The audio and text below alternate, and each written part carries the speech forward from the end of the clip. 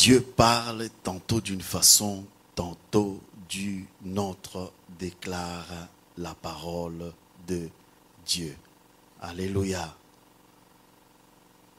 Il parle tantôt d'une façon, tantôt d'une manière, tantôt d'une autre.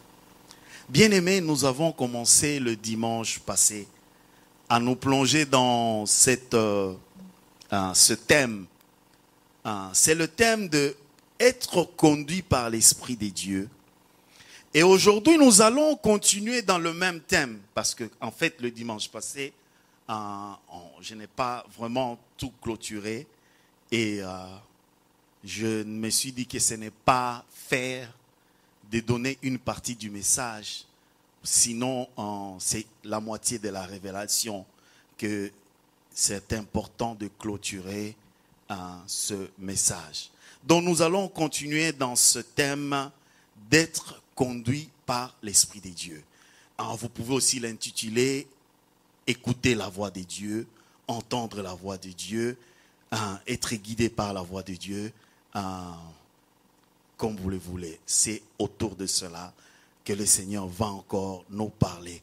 Et nous avons parlé le dimanche passé, bien-aimés, nous avons partagé, nous avons dit qu'il est grand temps qu'en tant qu'enfants de Dieu, vous et moi, nous puissions quitter la moyenne. Nous puissions quitter les average. Que nous puissions monter au niveau où nous pouvons approcher le modèle, notre maître Jésus-Christ lui-même. Alléluia. Parce que Christ était conduit par l'Esprit de Dieu. Quand Christ est venu sur la terre, il est venu pour nous montrer comment est-ce qu'un homme rempli du Saint-Esprit, un enfant de Dieu, comment il doit se comporter. Amen. Donc tout ce que Christ faisait est à notre portée. Alléluia. C'est à notre portée. La façon dont Christ entendait son Père lui parler, cela est à notre portée. Nous devons voir en Christ notre modèle et cela étant, nous devons chercher à marcher comme Christ. Comme nous l'avons dit le dimanche passé, Christ ne faisait que ce qu'il voyait son Père faire. Dans Jean 15, c'est ce qu'il dit. Je ne fais que ce que je vois mon Père faire. Alléluia. Et il dit, toutes ces œuvres que vous voyez, c'est le Père qui les fait. Il agit et moi aussi je suis en train d'agir. Donc, bien aimés, nous devons chercher à être comme Christ. Et je prie que le Seigneur nous aide avec l'enseignement de la fois passée. Vous savez, bien aimés, ces jours-ci, le Seigneur m'a vraiment mis à cœur de beaucoup plus enseigner. C'est bien de prêcher pour les feel good message, but c'est bien d'être enseigné parce que nous devons fonder l'église sur des bases solides. Amen, amen. Des gens qui sont ancrés dans la parole. C'est pourquoi vous verrez que la plupart des messages sont beaucoup plus ancrés vers vous donner quelque chose. Qui vous donne un devoir, vous devez aller faire quelque chose. Alléluia. Amen, amen. C'est pour nous amener à poser des fondements solides afin que nous puissions bâtir sur, pas sur le sable, mais sur la pierre ou les rocs. Alléluia. Donc, voilà. Donc, cet enseignement, c'est pour nous donner un fondement solide. Amen.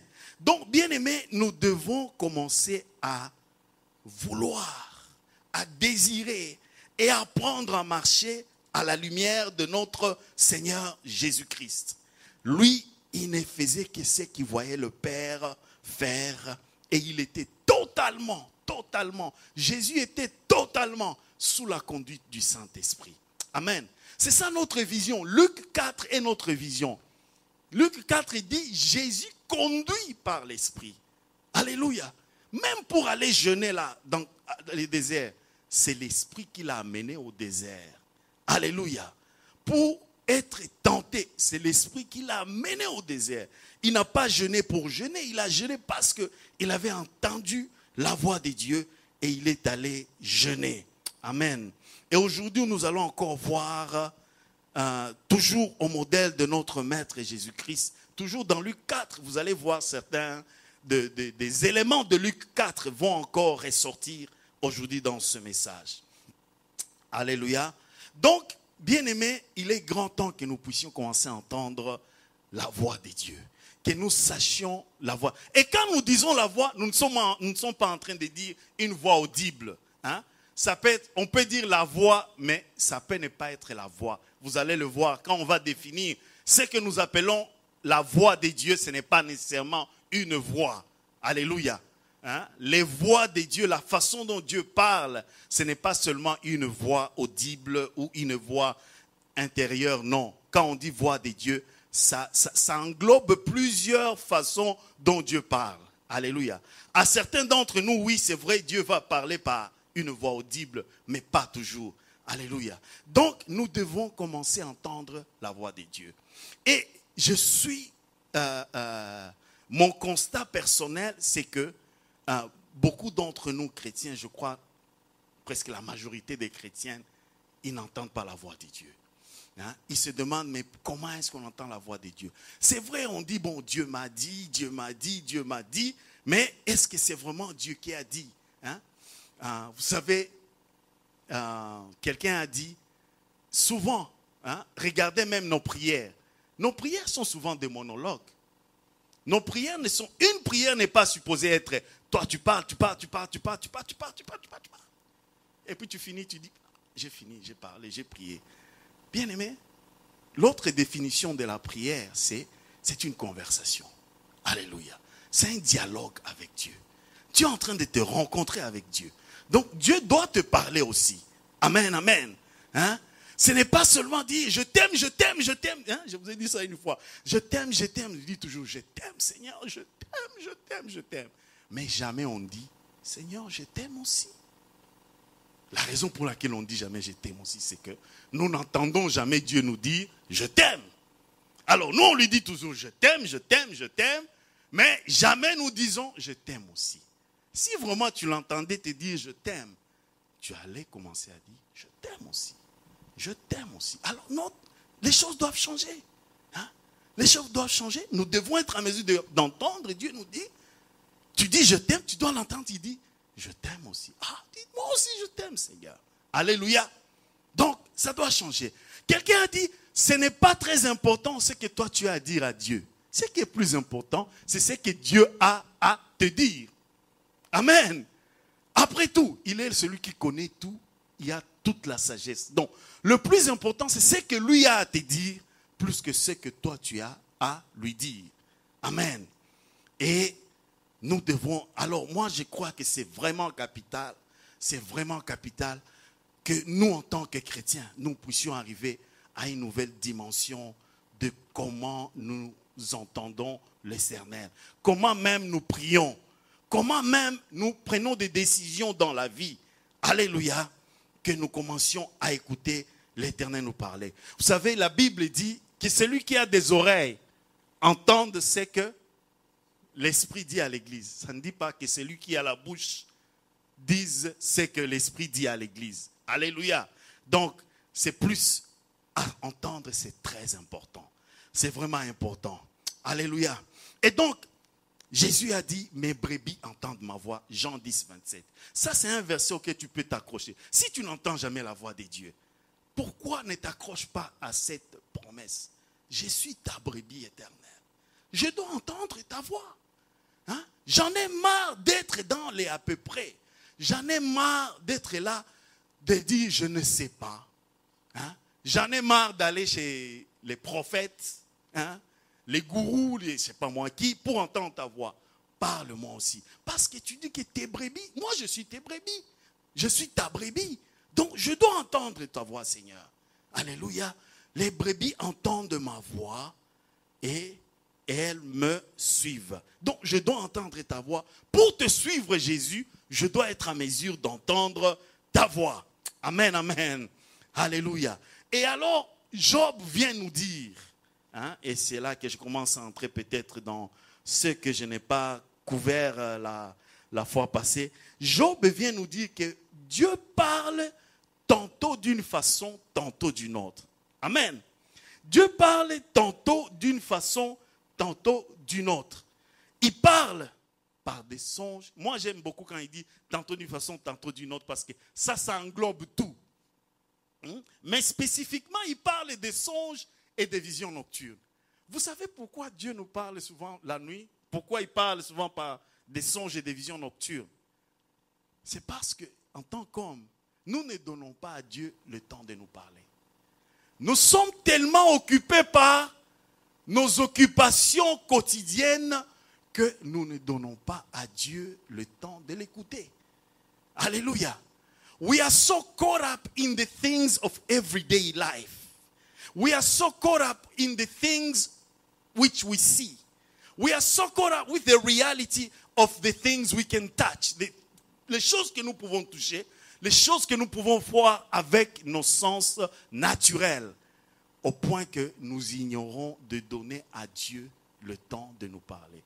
Alors, tellement que tu es busy pendant la journée, Dieu dit, le seul moment où je peux atteindre ce type-là ici, c'est quand il dort. Alors, il vient quand tu dors pour te parler. Alléluia. Parce que nous ne lui donnons pas le temps. Mais bien aimé, si tu commences à faire ce que j'ai dit la fois passée, tu restes à l'écoute de Dieu toute ta journée. Toute ta journée, bien aimé. Même quand tu es à ton boulot, même quand tu communiques avec Dieu. Tu lui parles. Même si tu ne l'entends pas te répondre, parce que je ne dis pas que tu vas commencer à lui parler, il te répond, tu vas commencer à lui parler, il te répond. Non, je ne dis pas nécessairement. Tu peux lui parler, il te répond, et puis tu poses une deuxième question, et puis tu n'entends rien. Alléluia. Et le temps passe, mais tu continues à garder contact avec lui. À un moment donné, il va te répondre, peut-être d'une autre façon. Parce que c'est ce que Job dit. Il répond tantôt d'une façon, ce ne sera pas toujours la même façon. Mais à la longue, bien aimé, tu vas être habitué à la façon dont Dieu te parle. Alléluia. Tu vas être habitué à la façon dont Dieu te parle et à la façon dont Dieu, toi personnellement, parce que la façon dont il te parle personnellement, ce n'est pas de la même façon dont il me parle. Alléluia. Mais si nous ne nous donnons pas l'occasion de l'écouter régulièrement et de nous exercer à l'entendre, il est difficile que nous puissions même entendre. Même quand il nous parle, nous allons passer à côté. Amen. Nous allons passer à côté. Donc, Dieu est là, il parle. Et Dieu est toujours en train de parler. Toujours. Alléluia. Et comme Dieu est en train de... C'est comme quand on est là, ici où nous sommes assis. Vous voyez, là où vous êtes, il y a des ondes qui sont en train de passer ici, dans la salle ici. Il y a des voix qui sont en train de passer, que vous n'écoutez pas. Parce qu'il y a des radios qui sont en train de mettre. N'est-ce pas? Il y a les ondes FM, je ne sais pas moi, AM, je ne sais pas moi, qui sont en train de mettre, TY, je ne sais pas, toutes ces radios-là sont en train de mettre. Et tous sont en train de parler. Mais est-ce que vous êtes en train d'écouter? Non. Pourquoi? Parce que vous n'avez pas une antenne réceptrice. Vous n'avez pas un receveur qui va connecter. En anglais, on dit qui va tune à la fréquence normale pour écouter cette voix. Et c'est la même façon avec Dieu. Dieu parle toujours, mais souvent nous ne tournons pas notre receveur à la bonne fréquence pour l'écouter. Alléluia. Et c'est comme ça que nous disons que Dieu ne parle pas. Mais Dieu est toujours là en train de parler. Et puisqu'il est Dieu, il peut te parler, il peut me parler au même moment. Il te parle, au même moment il me parle. Alléluia. Mais voyons un peu comment Dieu parle. Comme on a dit, tantôt d'une façon, tantôt d'une autre. Alors, Dieu parle, quand on dit d'une façon ou d'une autre, je vais d'abord dire que c'est vrai, il parle par des visions, c'est vrai, il parle par des songes, c'est vrai, il parle par une intuition. Dieu parle parfois par une intuition. Quand on dit intuition, c'est-à-dire, vous sentez, comme on dit, les femmes sont championnes dans les intuitions. Non, ils sentent que ça ne va pas, ça ne sent pas bon. Et ils te disent, non, cet homme-là, je ne le sens pas très bien. Alléluia. Dieu parle comme ça aussi. Amen. Dieu parle comme ça. Et Dieu parle aussi par des circonstances.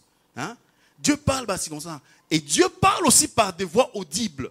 Vous pouvez entendre vraiment la voix audible de Dieu. Je me rappelle une histoire.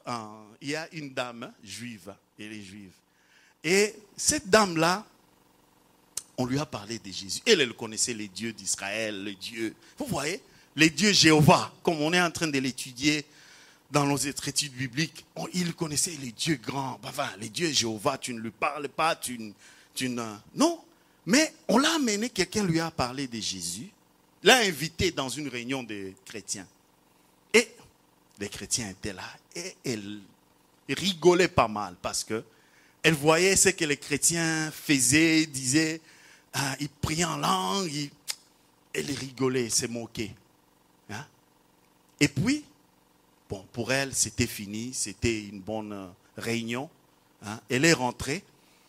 Elle arrive chez elle à la maison, cette dame, c'est vraiment une histoire extraordinaire. Elle arrive chez elle à la maison, et le dirigeant du groupe vient la voir pour lui parler encore de Christ, l'amener à Christ. Et alors le dirigeant du groupe commence à lui parler de Christ. Il lui parle, oui, Jésus-Christ est le Messie. Vous savez, je sais que tu es juif, mais Christ est le Seigneur, c'est un Messie juif. Il faut l'accepter. Et la dame, je vous dis la vérité, elle dit, sur place, elle a entendu la voix de Dieu lui dire, cet homme est en train de dire la vérité, écoute-le. Elle était étonnée, elle n'avait jamais entendu la voix de Dieu avant. Écoute-le. Alors, elle a fait attention et l'homme est parti, elle a accepté Jésus. Et puis l'homme lui a dit, commence à lire la Bible. Et lui a dit, bon, commence par Matthieu. Commence par Matthieu, par les évangiles. Ok, elle a accepté. Alors, l'homme est parti, elle a pris sa Bible, elle a commencé à lire. Vous voyez, Matthieu commence par la généalogie de Jésus. So and so, tel et tel a engendré tel. Tel et tel a engendré. Et elle a commencé à rigoler, à rigoler, à rigoler. Elle rigolait. Et puis Dieu lui a dit, elle a entendu la voix de Dieu. Ça, c'est ma parole, ne rigole pas.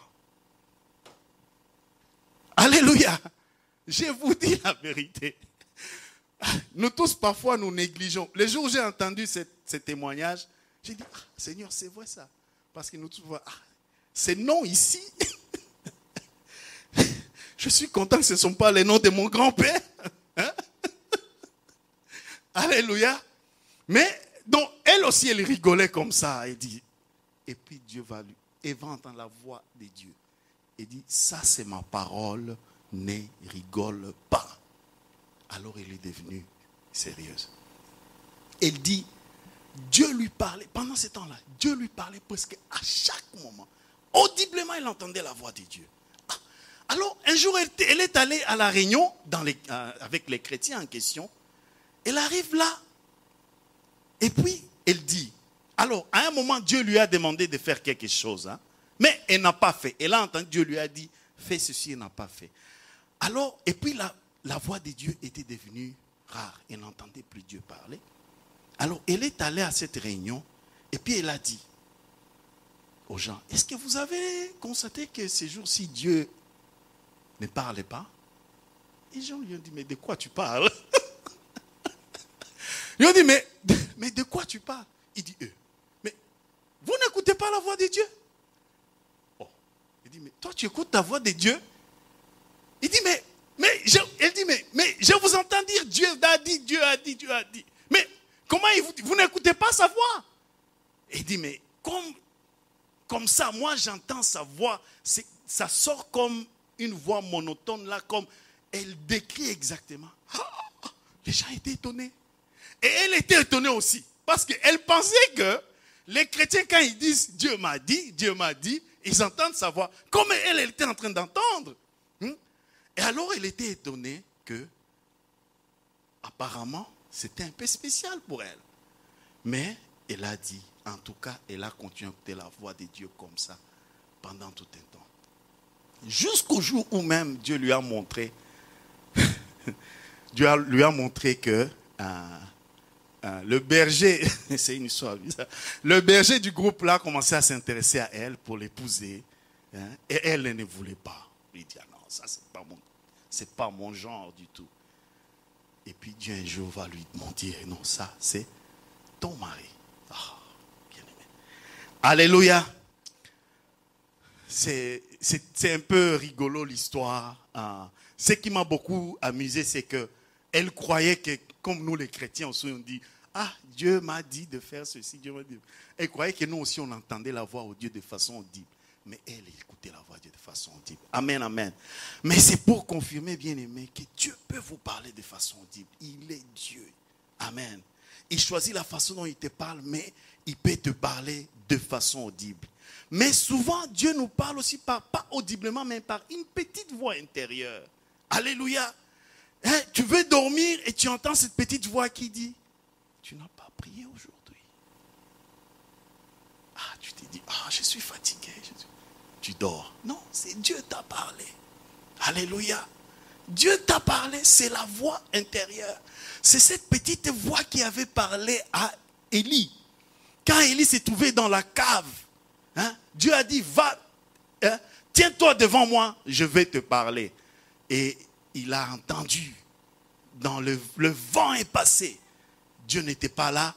Le feu, Dieu n'était pas là. Tremblement de terre, Dieu n'était pas là. Alléluia. Mais il y a eu une petite murmure, une petite voix douce. Et Dieu a commencé à parler à Élie. Alléluia. Souvent nous cherchons que ça soit extraordinaire. Ça peut être extraordinaire comme dans le cas de la femme dont je vous ai parlé, mais ce n'est pas toujours le cas. Parfois c'est une petite voix douce intérieure qui vous parle. Alléluia. Ce n'est pas le feu, ce n'est pas les tremblements de terre, mais seulement une petite voix. Dieu parle tantôt d'une façon, tantôt d'une autre. Évidemment, comme on a dit, il ne parle pas des visions, par des songes. Mais ce dont je veux vraiment dire, la façon principale dont Dieu nous parle, c'est par sa parole. Alléluia. Cette parole, c'est la voix de Dieu. Et tout le monde a accès à cette parole. Amen. Quand tu ouvres ta Bible, tu commences à lire ta Bible, comme dans le cas de la dame, elle a dit, ne rigole pas, ça c'est ma parole. Dieu nous parle à travers cette parole. Et souvent nous négligeons et nous cherchons la voix de Dieu ou la voix extraordinaire de Dieu et nous négligeons cette parole. Bien-aimés, nous devons être des hommes et des femmes de cette parole d'abord. Alléluia. Avant même de commencer à dire que non, si tu es quelqu'un qui écoute la voix de Dieu, mais tu ne lis pas la parole, tu es sujet à quoi? Tu es sujet à la deception. Hein? Je ne sais pas comment dire ça en français. Hein? Tu es sujet à la deception. Ce n'est pas le mot déception en français, non. Deception, tu es sujet à to be deceived. Vous connaissez, vous entendez ce que je veux dire, hein? D'être trompé, hein? D'être comment? Trompé, quoi, hein? D'être trompé. Hein? Tu es sujet à être trompé parce que tu n'as pas le fondement dans la parole directe de Dieu. Nous devons d'abord être fondés dans cette parole ici. Amen. Alors, quand une voix nous parle, que ce soit une voix audible, si nous sommes habitués à la parole de Dieu, la voix audible, si elle est de l'ennemi, nous saurons tout de suite que c'est la voix de l'ennemi. Parce que la voix de Dieu, bien-aimé, sera toujours en accord avec la parole écrite de Dieu. Amen. Amen. Et je sais que ceci ne résout pas tout, mais quand tu es familier, vous savez, je vais vous dire quelque chose. Vous ne comprenez pas, et c'est pourquoi je comprends exactement. Quand Dieu disait à la dame que ça c'est ma parole, je comprends exactement pourquoi. Parce que, bien aimé, cette parole ici, cette Bible, souvent on néglige, on croit que c'est seulement une Bible. Et c'est vrai, cette Bible peut être la chose la plus banale pour quelqu'un d'autre et la chose la plus riche pour une autre personne. Cette Bible peut être la chose la plus naturelle pour quelqu'un d'autre et la chose... Vous savez, quelqu'un a dit, c'est une Bible pour tout le monde, mais c'est la Sainte Bible seulement pour ceux qui se donnent à Dieu et considèrent cela comme la parole de Dieu. Amen. La Bible n'est pas la Bible. Dans toutes les librairies, on vend la Bible. Mais dans toutes les librairies, on ne vend pas la Sainte Bible. La Sainte Bible, c'est seulement pour ceux qui considèrent cette Bible comme la parole de Dieu. Et bien aimé, si on veut écouter la voix de Dieu, si on veut être conduit par Dieu, mais si nous ne lisons pas la Bible, si tu ne lis pas la Bible, hein, tu ne sauras pas écouter la voix de Dieu. Tu dois être quelqu'un qui s'habitue et qui se familiarise avec sa parole. Sa parole doit être, doit avoir une importance capitale dans ta vie. Amen. C'est bien d'écouter les prédications. C'est bien de m'écouter. Alléluia. Mais c'est encore mieux d'écouter le Père, le Fils et le Saint-Esprit te parler. Amen, amen. Amen, amen. C'est bien d'aller de conférence à conférence. Mais c'est encore mieux d'aller à la conférence du Père, du Fils et du Saint-Esprit. Amen. Et nous avons accès à cette conférence pour écouter Dieu directement dans la Bible. Quel est le temps que tu prends, que tu donnes à la parole de Dieu? Quel temps tu donnes à la parole de Dieu? Vous savez, moi je dis ceci. Normalement, tu ne peux même pas prier si tu n'as pas de la Bible. Normalement, tu ne devais pas prier parce que ta prière doit être conduite et guidée par sa parole. Alléluia. La parole doit soutenir ta prière. Vous vous rappelez, Dieu a dit dans sa parole, quelque part, qu'il a élevé sa parole au-dessus de quoi? De son nom. Alléluia. Donc tu ne peux pas aller même demander au nom de Jésus si tu n'as pas la parole. Il ne voulait pas dire que la parole, je ne sais pas. Mais tout ce que Dieu veut dire par là, c'est que le fondement d'utiliser le nom de Dieu, le nom de Jésus, est basé sur la parole de Dieu. Tu ne peux pas aller chasser les démons si tu n'as pas la parole en toi, même si tu es chrétien. Si la parole n'est pas en toi, si Christ n'est pas en toi par sa parole, les démons vont tout de suite constater que tu n'as pas la parole en toi. Le nom de Jésus te sera inutile si tu n'as pas la parole en toi. C'est ce qui est arrivé aux 7 enfants de Siva. Ils sont allés, ils ont vu Paul le faire, ils sont allés le faire et ils ont été mis en lambeaux par la personne. Alléluia. Parce que la parole doit précéder la prière. Amen, amen. La parole doit précéder la prière. Ne soyons pas comme cette dame, quelqu'un a dit, il y a une dame, un jour elle prend sa Bible, elle ouvre la Bible et s'exclame et dit, mes lunettes, ça fait 6 mois que je les cherche. Oh, Dieu merci, Dieu merci. Ça fait 6 mois qu'elle cherche ses lunettes et ses lunettes étaient dans sa Bible. Alléluia. Donc ça fait 6 mois qu'elle n'avait pas ouvert sa Bible. Amen. À l'époque, on n'avait pas des électroniques, donc c'était seulement cette Bible écrite ici. Ça fait 6 mois que je cherche mes lunettes. Donc, tes lunettes étaient dans ta Bible et tous ces 6 mois-là, tu n'as pas pris. Parce que si tu avais pris ta Bible, tu aurais constaté et vu tes lunettes. Amen, amen. J'aime c'est quelqu'un. Vous savez, moi, j'ai toujours cette Bible-là. Elle est maintenant presque en lambeaux. Ma Bible, Louis II, quand je me suis converti, elle est en lambeaux. Mais quelqu'un a dit, quand ta Bible commence à tomber à lambeaux, c'est-à-dire que toi, tu ne tombes pas à lambeaux. Alléluia. Tu sais pourquoi? Parce que ta Bible ne peut tomber à lambeaux que si tu l'utilises souvent. Hein? Donc la Bible commence à se déchirer, les papiers commencent à s'enlever là. C'est parce que tu lis tellement ta Bible constamment qu'elle commence à tomber à lambeaux. Mais cela veut dire que non, toi, c'est l'opposé. Amen, amen. Quand ta Bible tombe à lambeaux, si ta Bible est comme la mienne, c'est que tu ne la lis pas. Amen, vous comprenez, la mienne n'est pas à lambeaux parce que maintenant on a des électroniques. Mais hein, à l'époque, comme ce n'était que la Bible, la parole écrite, les livres, le papier, ta Bible commençait à tomber à lambeaux. Amen, amen. Bien-aimés, il est grand temps que nous puissions être des hommes et des femmes de la parole. Alors je vais te poser la question. C'est quand que tu visites Dieu dans sa parole? Dis-moi, quel est ton temps? Enfin, ne me réponds pas. Je suis en train seulement de te poser la question.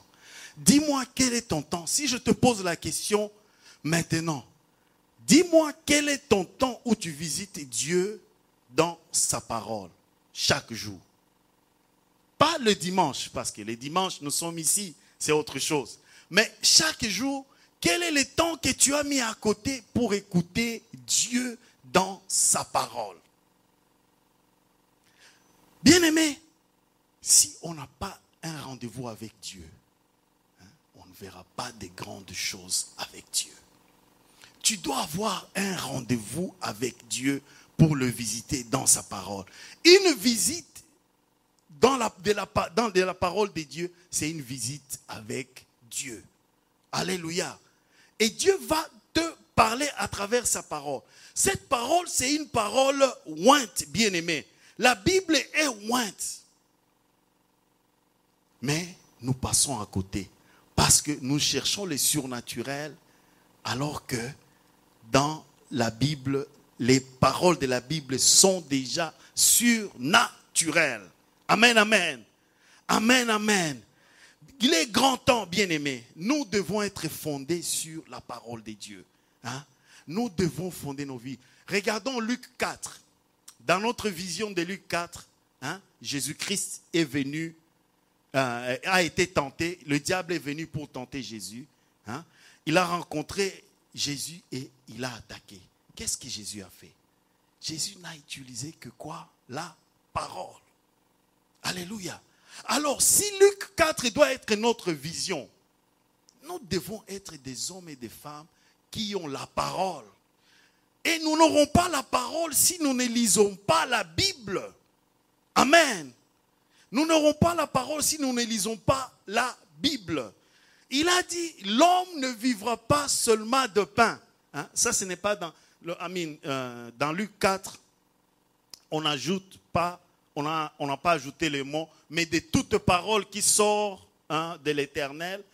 C'est dans Matthieu qu'on a ajouté ça, mais c'est dans le même contexte. Il a dit, mais de toute parole qui sort de la bouche de Dieu. Amen. Alors, quelqu'un dira, oh non, Dieu a dit que l'homme ne vivra pas seulement de pain. Encore faut-il qu'il y ait de la confiture sur le pain. Hein? Bien, mais ce n'est pas ce que Dieu voulait dire.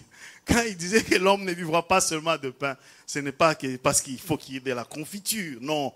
Hein? Mais l'homme ne vivra pas seulement de pain physique, mais de toute parole qui sort de la bouche de Dieu.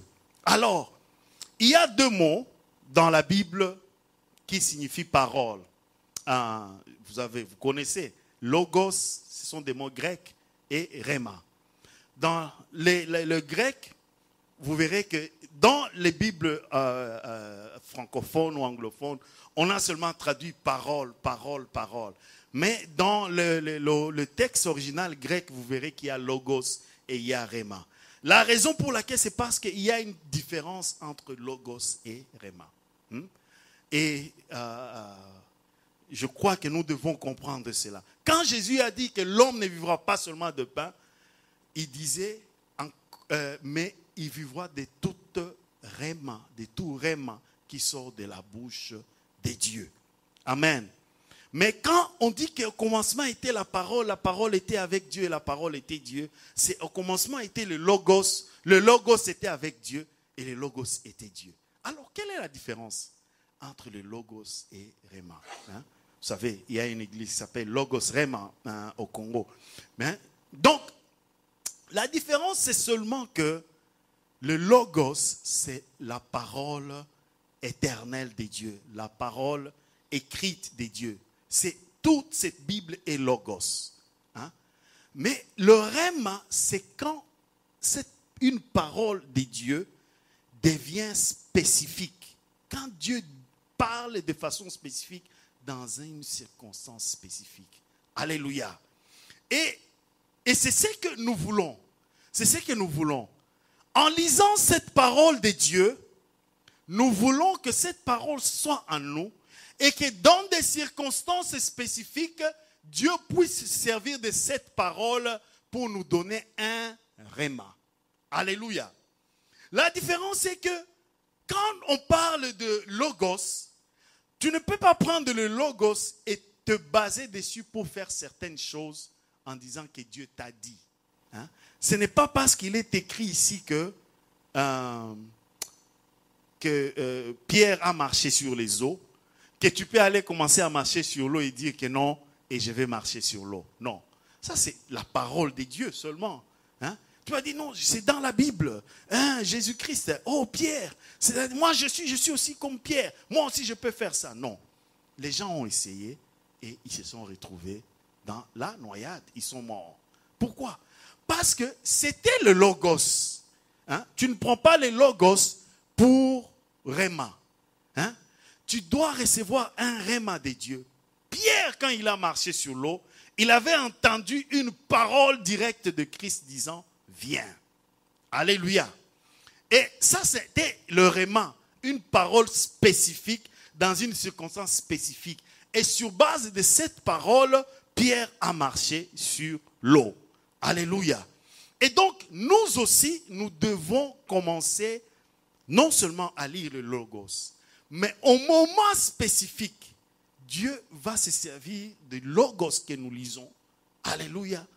Et te donner un rhéma qui cadre avec le logos. Parce que le rhéma et le logos sont toujours en accord. Qui cadre avec le logos.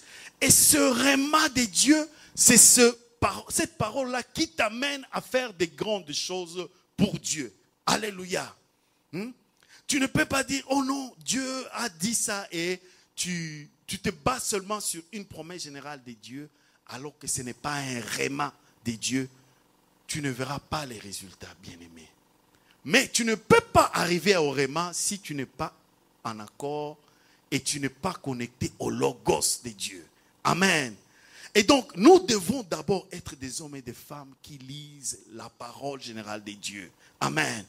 Et cette parole de Dieu, il y aura des séquences spécifiques où Dieu va prendre cette parole et nous donner cela comme rhéma. Alléluia. Et cela va amener des résultats dans nos vies.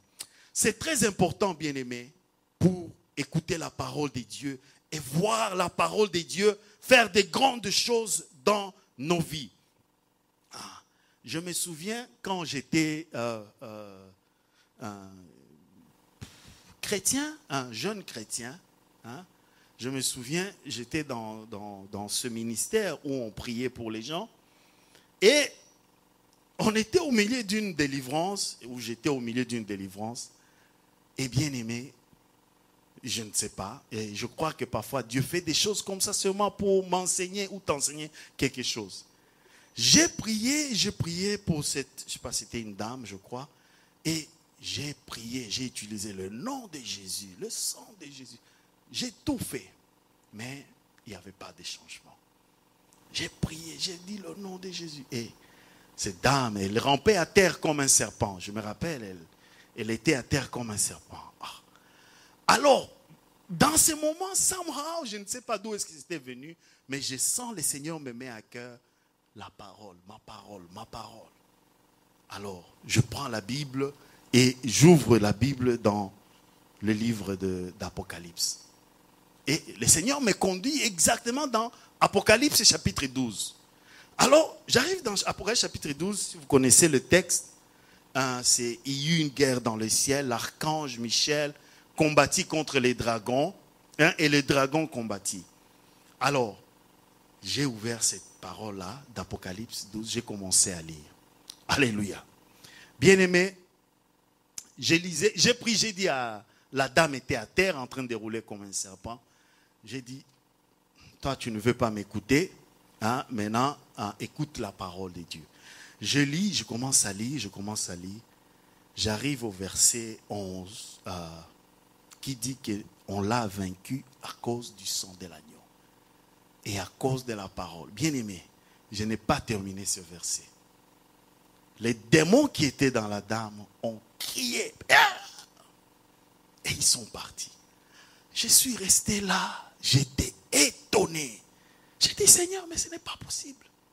J'ai utilisé ton nom, j'ai utilisé ton sang, j'ai crié, j'ai sauté, mais lire seulement la parole. J'étais étonné. Depuis ce jour-là, j'ai un respect incroyable pour cette Bible ici. Alléluia. J'ai un respect incroyable. Et cela se manifestait encore dans une autre délivrance. Un esprit de mort qui ne voulait pas laisser, je ne sais pas, c'était une dame encore. Et le Seigneur, encore une fois, me donne, dit, va à la parole. J'ai ouvert les versets bibliques qui disent, mort, où est ton aiguillon? Mort, où est ta force? Bien-aimé, j'ai commencé à lire. Avant que je finisse les versets, les démons partis, la personne à terre. Depuis cette expérience-là, j'ai eu le respect de la parole de Dieu. Amen, amen. Amen, amen.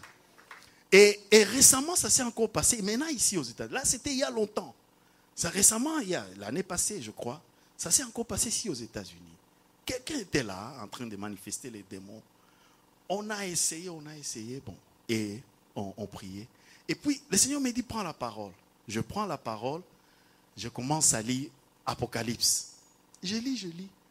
Alors que je lisais Apocalypse, une autre personne qui nous aidait pour prier, tout de suite a commencé à manifester les démons. Donc, le fait que j'ai commencé à lire le livre d'Apocalypse a déclenché une puissance qui maintenant, une autre personne que nous, on ne savait même pas qu'elle était aussi attaquée, a commencé à manifester. On est allé maintenant aider l'autre personne et elle a dit, quand tu as commencé à lire, les démons ont commencé à sortir et les démons l'étouffaient ici. Et la personne toussait. Bien aimé, il y a une puissance dans cette parole de Dieu. Ne négligez pas la lecture de la parole de Dieu. C'est pourquoi vous verrez, je ne sais pas, certains d'entre vous savent, à un moment donné, sur notre ligne de prière, le chapitre que j'avais mis, c'est le chapitre là d'Apocalypse. Parce que j'ai vu Seigneur utiliser ça de façon puissante. Mais ce n'est pas seulement ça. Comme je vous dis, j'ai aussi d'autres versets sur la mort. J'ai aussi vu la même chose. Mais c'est pour vous dire. Et là, c'est quelqu'un qui a utilisé le nom. J'ai utilisé le nom. On était là, on priait, on a utilisé le nom, on a utilisé le sang. Mais quand nous lisons la parole de Dieu, il y a une puissance extraordinaire.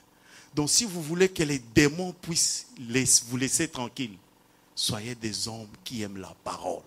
Alléluia. Soyez des hommes et des femmes qui aiment la parole. Ils vont pas rester autour de vous. Amen. Parce qu'ils haïssent cette parole de Dieu. Et il y a une puissance dans cette parole de Dieu. Alléluia. La parole est capitale pour nous, bien-aimés. Donc, Réma, c'est comme je disais, le logos qui devient un Réma. Je crois que dans ces moments-là, le logos, dans des circonstances spécifiques, Dieu te donne cette parole.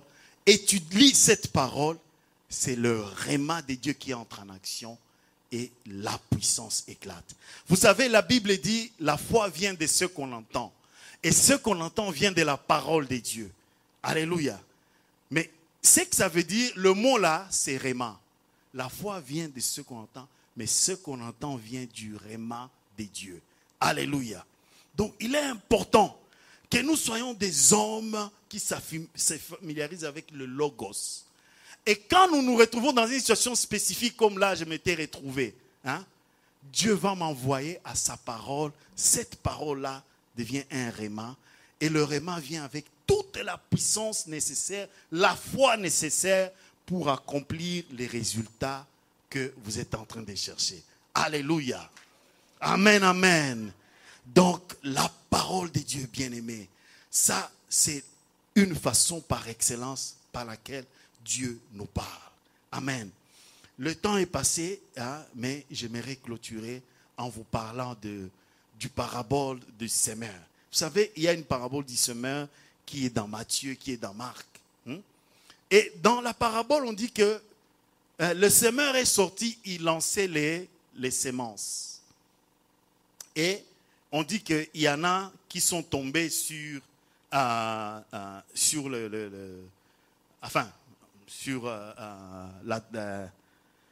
côté de la route. Et carrément, ils sont partis nulle part. L'ennemi est venu voler. Amen. Et puis, il y en a qui sont tombés, mais dans un sol. Mais il y avait des rochers, il y avait des pierres. Donc, ça n'a pas poussé. Ça a essayé et tout de suite, ça s'est fané. Et troisièmement, il y en a qui sont tombés dans une terre profonde. Mais autour, il y avait des épines et ainsi de suite. Ça a poussé et les épines ont étouffé. Les trois premiers types. Et dans le quatrième, c'est poussé et ça a apporté des fruits. Alléluia. Quelle est la différence? La différence, vous savez, parfois on croit que non, on est soit l'un, soit l'autre.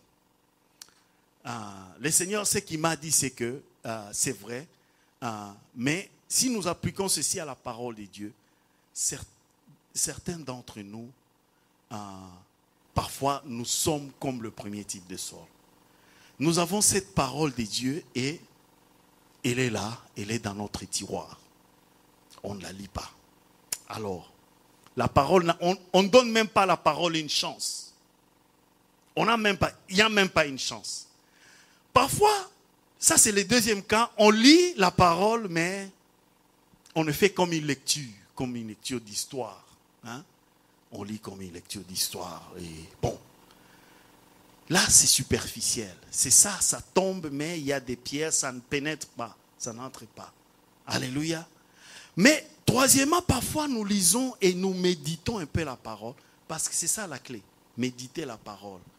Et méditer la parole n'est rien d'extraordinaire. Méditer, c'est seulement continuer à penser et à se répéter la parole. La méditation, vous savez, avant je pensais que la méditation, c'est quelque chose, je me mets dans une position bizarre, je commence à, comme un moine ou je ne sais pas. Non. La méditation, si vous lisez, moi j'ai recherché le mot méditation, ça fait dire se parler à soi-même. Donc tu peux être là en cours de route en train de te parler à toi-même. Tu es en train de méditer. Si tu es en train de te parler à toi-même un verset biblique, tu es en train de méditer ce verset-là. Ce n'est pas penser, ce n'est pas l'étude biblique. L'étude biblique, ce n'est pas la méditation biblique. L'étude biblique, c'est rechercher le sens, rechercher les différentes façons, faire une recherche un peu comme scientifique. Ça, c'est l'étude biblique. Méditation, c'est seulement se mettre ça à ton esprit. C'est comme la Bible dit, garde ça devant tes yeux. Josué dit ça. Que cette parole ne s'éloigne point de ta bouche, médite-la jour et nuit. C'est quoi? Ce n'est pas que tu ne vas pas, tu vas aller te mettre dans un coin jour et nuit en train de faire la méditation transcendantale, je ne sais pas moi quoi. Non. Jour et nuit, c'est-à-dire que tu gardes ça devant tes yeux, dans tes pensées jour et nuit. Tu te dis toi-même les mêmes paroles bibliques, constamment. Anyway, donc, troisième type, parfois on médite un peu et la parole pénètre un peu. Mais quand elle pénètre, il y a d'autres choses qui viennent. Nous commençons à méditer, elle commence à porter du fruit un peu, mais après les soucis de la vie. C'est ça les épines. Les soucis de la vie, les problèmes viennent. Nous oublions la parole et nous ne méditons plus, elle va de côté. Mais Si tu vas dans la quatrième, la quatrième possibilité, tu prends la parole et tu commences à la méditer jour et nuit. Ce qui va arriver, comme la Bible dit dans Marc, il y aura des fruits. Parfois, tu auras 30%. Le plus tu médites, le plus de fruits tu as. 30% de fruits. Parfois, tu as 60% de fruits. Parfois, tu as 100% de fruits. Alléluia. Et c'est là que nous devons aller. Hein? Prends la parole de Dieu et médite la parole de Dieu. Non seulement lire. Quand tu lis, tu fais comme le deuxième sol là. Lire, c'est seulement une connaissance naturelle. Alléluia. Tu connais la Bible comme tu connais l'histoire. Hein? Tu sais qu'il est écrit dans la Bible quelque chose. Mais cela ne veut pas dire qu'elle a pénétré ta vie. Elle ne peut pénétrer ta vie que si tu la médites. Alors, et la méditer n'est pas compliqué. Tu peux même méditer, tu n'as pas ta Bible avec toi. Tu peux même méditer, tu es en train de conduire sur la route. Tu peux même méditer, tu es en train de travailler.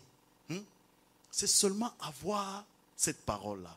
Alors moi, j'ai dit aux gens, j'ai dit ceci. Essayez. Je ne sais pas quel est votre besoin. Je ne sais pas vraiment quel est ton besoin. Hein? Si tu as un besoin dans les finances, si tu as un besoin dans n'importe quel besoin, va seulement à la parole de Dieu et prends une parole qui soutient ton besoin, bien-aimé, et commence à méditer cette parole. Si tu as besoin de guérison, commence à méditer cette parole, même si c'est le même verset que tu as lu hier, avant-hier, continue à méditer ce même verset, ce même verset, ce même verset. Ce que tu es en train de faire, cette méditation est en train de faire pénétrer cette parole dans ta vie. À un moment donné, ce logos va devenir un rhéma. Alléluia. Et quand ça devient un rhéma, bien-aimé, tu le sauras, ça va porter des fruits. La maladie va partir. La maladie va partir. Il y avait une femme, je vais clôturer par ici. Il y avait une femme ici aux États-Unis, elle était médecin. Hein, Dr. Lillian Yeomans. Elle était médecin, mais elle est venue à Christ. Alors, elle connaissait maintenant la guérison divine. Et elle avait une maison où elle recevait les malades. Hein? Dans les temps, il y avait des choses comme ça. Maintenant, on n'a plus ça. Et recevait. Maintenant, si tu fais, on va te poursuivre en justice. Hein? Anyway, mais elle recevait les malades. Et quand les malades venaient, certains étaient critiquement presque mourants. Bon, elle leur donnait les médicaments, elle leur injectait tout ce qu'elle pouvait les injecter pour les aider. Et puis, elle leur donnait la Bible. Alléluia. Et chacun avait sa chambre, elle avait plusieurs chambres. Et tout ce qu'elle faisait, vous savez tout ce qu'elle faisait? Elle leur donnait souvent le verset de Pierre, 1-2 Pierre qui dit « Et par ces meurtrissures, nous avons été guéris. » Alors, elle leur faisait lire, il dit « Lis ça. Qu'est-ce que ça dit? Que tu as été guéri. » Il dit « Oui, j'ai lu ça. » Alors, relis ça. Alors, elle leur faisait seulement lire. Il dit « Mais je suis fatigué. » Il dit « Non, continue à lire. » Mais continue à lire, bien-aimé. Et ce qui s'est passé, c'est ceci. La personne va continuer à lire, À un moment donné, on va entendre un cri. La personne va dire, je suis guéri. Et la personne va descendre, elle est guérie. Complètement. Qu'est-ce qui a fait ça? C'est la méditation de la parole. Cette parole arrive à un moment donné où elle pénètre son cœur. Maintenant, ce n'est plus seulement la connaissance physique de dire que non, par ces meurtrissures, j'ai été guéri. Non. Ça devient une connaissance du cœur. Et quand ça devient une connaissance du cœur, c'est un rhéma qui vient avec la foi et la puissance. Et la personne expérimente la puissance de Dieu. Et elle sort totalement guérie. Alors cette dame, elle était connue avec cette façon-là de faire. On amenait des ambulances, amenait chez elle des gens mourants. Hein? Et les gens sortaient guéris. Et leur faisait seulement lire la même parole. Il dit, est-ce que tu as lu? Oui, tu as continué. Ça va, tu as compris? Non, continue à lire. Et elle a continué à lire. Par ces meurtrissures, j'ai été guéri. Par ces meurtrissures, j'ai été guéri. Alléluia. alors cela n'est pas différent de ton problème. Cela n'est pas différent de... Même si ton problème, c'est un problème financier. Hein? Mets du temps. Lis la parole de Dieu. Tu es Jéhovah Jireh. Alléluia. Tu pourvois à tous mes besoins selon ta richesse avec gloire en Jésus-Christ. Lis seulement cela. Lis et relis et relis et relis et répète. Bien-aimé, ça va pénétrer ton corps. Alléluia. Et c'est que ce dont tu as besoin. Ce que tu poursuis, tu vas le voir se réaliser devant tes yeux. Alléluia. Parce que le réma, quand tu reçois un réma de Dieu, le réma vient avec la solution. Amen, amen. Bien-aimé, Dieu nous parle. Et une des façons surnaturelles par laquelle Dieu nous parle, c'est cette Bible. Ne négligeons pas cette Bible.